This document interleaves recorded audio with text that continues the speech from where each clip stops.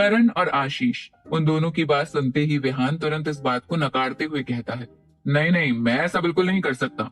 अगर मुझे ऐसा करना ही होता तो मैं बहुत पहले ये सब उसे बता चुका होता। कुछ और बताओ। विहान की पूरी बात सुनने के बाद कमांडर आशीष और करण सोच में पड़ जाते हैं कि आखिर वो विहान को क्या आइडिया दे। और फिर कुछ देर सोचने के बाद वो दोनों एक दूसरे की तरफ देखकर और फिर विहान के पास आकर उसके कानों में एक साथ एक आइडिया देते हुए कहते हैं, क्यों ना फिर तुम उसे किसी रोमांटिक डेट पर ले जाओ या फिर किसी मूवी पर।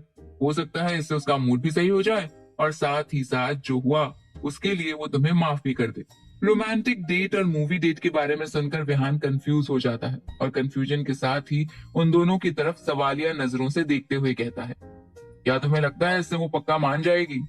विहान का सवाल सुनकर वो दोनों एक बार फिर एक दूसरे की तरफ देखते हैं और कमांडर आशीष फिर अपने चेहरे पर एक मुस्कान लेकर विहान के कंधे पर हाथ रखते हुए उससे कहता है, यार मैं सच कहूं तुम एक नंबर के गधे हो। मुझे तो समझ नहीं आता आखिर तुम्हें आरूही जैसी इतनी प्यारी और इतनी अच्छी लड़की मिल कैसे गई। कमांडर आशीष की बात सुनकर विहान उसे बुरी तरह से घूरने लग जाता है। विहान के ऐसे घूरते ही कमांडर आशीष हड़बड़ा जाता है और तुरंत विहान के कंधे से अपना हाथ हटाकर उससे आगे कहता है, यार विहान, तुम मेरी बातों का मतलब गलत समझ रहे हो। मेरे कहने का मतलब ये है कि तुम इतने अनरोमांटिक हो कि कोई भी लड़की तुमसे प्यार नहीं कर सकती, लेकिन फिर भी तुम्हें ही अच्छी लड़की मिल गई। अब अगर चाहते हो कि आरोही तुम्हें छोड़कर ना जाए तो थोड़ा तो रोमांटिक बन जाओ। कमांडर आशीष की बात सुनकर विहान उसकी तरफ देखते हुए कहता है, तुम्हारा कहने का मतलब क्या है? जिसके जवाब में कमांडर आशीष उसे समझाते हुए कहता है, यार मेरे कहने का मतलब, चलो छोड़ो यार तुम भी इस बात को। मैं तुम्हें जैसा कहूं तुम वैसा वैसा करते जाना। अब तो ठीक है?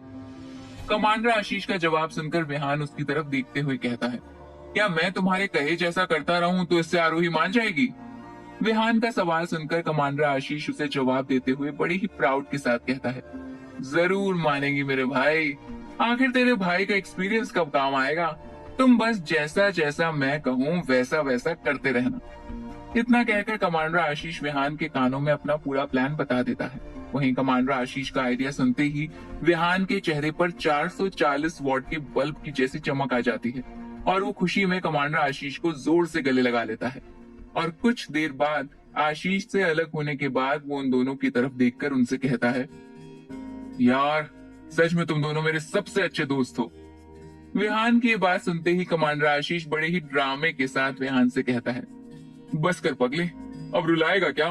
कमांडर आशीष की बात को सुनते ही करण और विहान दोनों के चेहरे पर एक स्माइल आ जाती है और वो दोनों हंसते हुए कमांडर आशीष की तरफ देखकर कहते हैं, नौटंकी साला, तू कभी नहीं बदलेगा।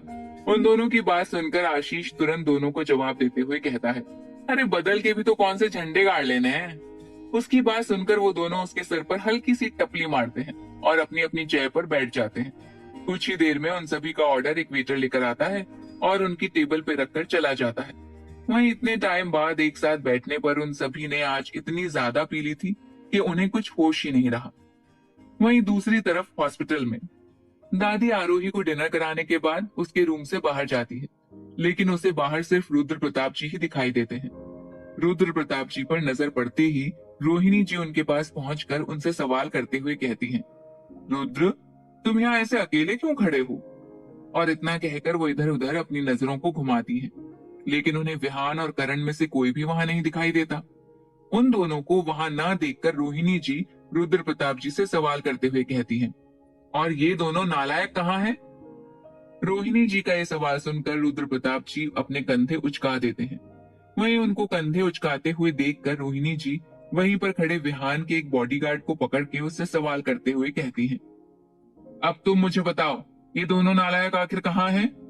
रोहिणी जी का ये सवाल सुनकर वो बॉडीगार्ड तुरंत उन्हें जवाब देते हुए कहता है, बड़ी मैडम, अभी कुछ देर पहले बॉस को करण सर को यहाँ से खींचते हुए पार्किंग की तरफ ले जाते हुए देखा था और उसके बाद से वो दोनों नहीं दिखे। उस गार्ड की पूरी बात सुनने के बाद रोहिणी जी गुस्से से अपने दांत पीसते हुए कहती हैं, ये दोनों नालायक हैं। इन दोनों के पास अक्ल नाम की कोई चीज है ही नहीं। अगर मैं अपनी फूल सी बच्ची को इन दोनों के भरोसे छोड़ देती तो मेरी बच्ची तो आज भूखे ही मर जाती। आने दो इन दोनों को वापस, आज घर में मैं इन दोनों की टांगे तोड़ दूंगी। रोहिणी जी को गुस्सा करते देखकर रुद्र प्रताप जी उन्हें समझाते हुए कहते हैं, अरे रोहिणी, उन दोनों को कोई काम आ गया होगा, तभी तो वो लोग ऐसे चले गए। रुद्र प्रताप जी की बात को सुनकर रोहिणी जी उन पर गुस्सा करते हुए कहती हैं, तुम तो अपना मुंह बंद ही रखो, सारी गलती तुम्हारी ही है। तुमने ही उन दोनों को सर चढ़ाकर रखा है। आने दो आज उनको। मैंने इन दोनों की टांगे नहीं तोड़ दी तो मेरा नाम भी रोहिणी रुद्र प्रताप सिंह नहीं। इतना कहकर रोहिणी जी एक गहरी सांस लेकर आगे कहती हैं, यहाँ हमारी छोटी फूल सी बच्ची प्रेग्नेंट है, लेकिन उसके पति को उसकी कोई फिक्र ही नहीं। और वहीं दूसरी तरफ वो नालायक करण, उसकी मंगेतर को चोट लगी है, उसके पास रहने की जगह वो नालायक भी उसे अकेला छोड़कर विहान के साथ ही चला गया। अरे आने दो इन दोनों को, आज मैंने छोड़ने वाली नहीं। इतना कहकर रोहिणी जी रुद्र प्रताप जी की तरफ देखते हुए उनसे कहती हैं, और तुम आज बीच में बिल्कुल नहीं बोलोगे, ना ही इन दोनों को बचाने की कोशिश करोगे, समझ गए? रोहिणी जी की बात सुनकर रुद्र प्रताप जी तुरंत उनसे कहते हैं, जो हुक्म होम मिनिस्टर साहिबा। दूसरी तरफ विहान, करण और आशीष ने इतनी ज्यादा पी ली थी कि उनसे सही से चला भी नहीं जा रहा था। लेकिन ड्रिंक खत्म करने के बाद वो तीनों उसी हालत में अपनी टेबल से खड़े होते हैं और फिर लड़खड़ाते हुए कदमों के साथ अपना बिल पेमेंट करके पार्किंग में चले जाते हैं। पार्किंग में पहुंचकर तीनों विहान की कार में बैठकर हॉस्पिटल के लिए निकल जाते हैं।